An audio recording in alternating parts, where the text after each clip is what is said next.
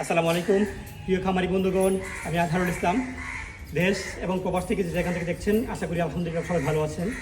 প্রিয় খামারি বন্ধুগণ, আমি আজকে আপনাদের সাথে কথা বলবো, আমরা যারা গবাদি পশু লালন পালন করি, আমাদের যে গাভীগুলো দীর্ঘদিন ধরে হিটে আসে না, কীভাবে আপনারা আপনাদের গাভীগুলোকে খুবই অল্প সময়ে হিটে নিয়ে আসবেন।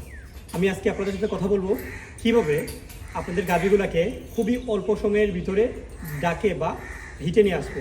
প্রিয় ভিউয়ার্স, আমরা যারা গবাদি পশু লালন পালন করি, যদি দীর্ঘদিন আমাদের গাভীগুলো যদি ডাকে না আসে বা হিটে না আসে, তাহলে কিন্তু আমাদের খুবই একটা লসের সম্মুখীন হয়। লসগুলো হচ্ছে খাবার খরচ, ম্যানেজমেন্ট খরচ বা ইত্যাদি নিয়ে সবগুলো অনেকগুলো খরচ আমাদের ফার্মে ব্যয় হিসাবে যোগ হয়ে যায়, আর অনেক খরচ যোগ হয়ে যায়।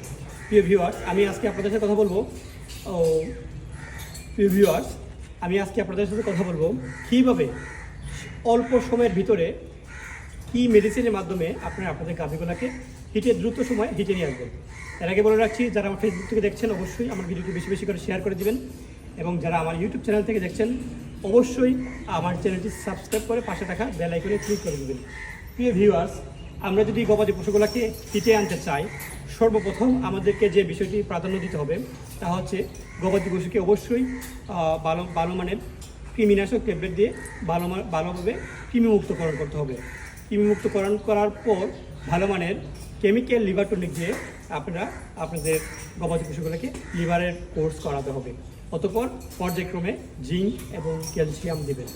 ভিউয়ার্স, অনেকে বলতে পারেন যে আজহার ভাই, আমরা আপনার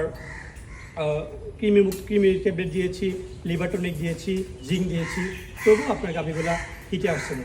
প্রিয় ভিউয়ার্স, আমি এখন আপনাদেরকে দুইটা পদ্ধতি আলোচনা করব।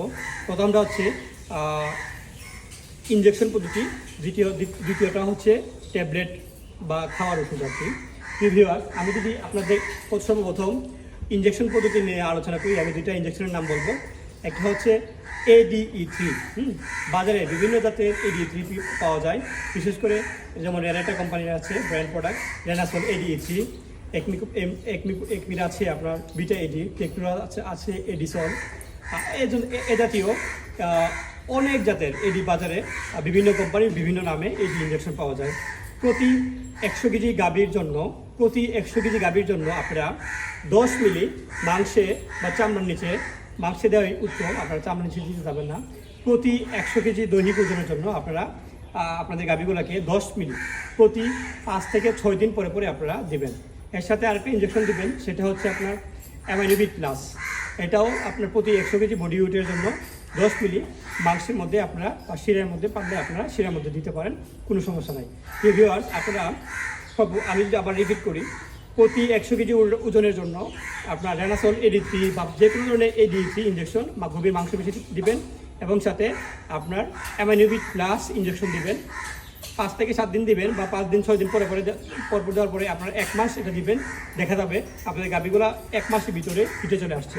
আরেকটা বিষয় হচ্ছে যে ট্যাবলেট বা সলিউশন যদি আপনাদেরকে বলি, একই জিনিস, কিন্তু দেখা যায় অনেকে ইনজেকশন দিতে পারে, অনেকেই ইনজেকশন দিতে পারে না, বা অনেক সময় দেখা যায় যে খামারি মহিলা দেখা গেছে ইনজেকশন দেওয়াটা ঝামেলা। তাদের জন্য আমি কথা হচ্ছে আপনারা অ্যানক্স ডি ট্যাবলেট খাওয়াবে। এটা হচ্ছে আপনার অপশনিন ফার্মার প্রোডাক্ট। প্রতিটি ট্যাবলেটের মধ্যে আছে ভিটামিন A, ভিটামিন D এবং ভিটামিন E। আপনারা প্রতিটি গাভীগুলোকে প্রতিদিন 2টি করে ট্যাবলেট মুখে খাওয়াবেন। ইনশাল্লাহ 15 থেকে 20 দিন খাওয়ানোর ভিতরে পরে দেখবেন আপনার গাভীগুলো হিটে আসবে। সো ভিউয়ার্স, আজকে এই পর্যন্ত। অন্যদিন হাজির হবো নতুন কোনো টপিক্স নিয়ে। সে পর্যন্ত ভালো থাকুন, সুস্থ থাকুন, আপনাদের খামারের সফলতা কামনা করছি। ধন্যবাদ।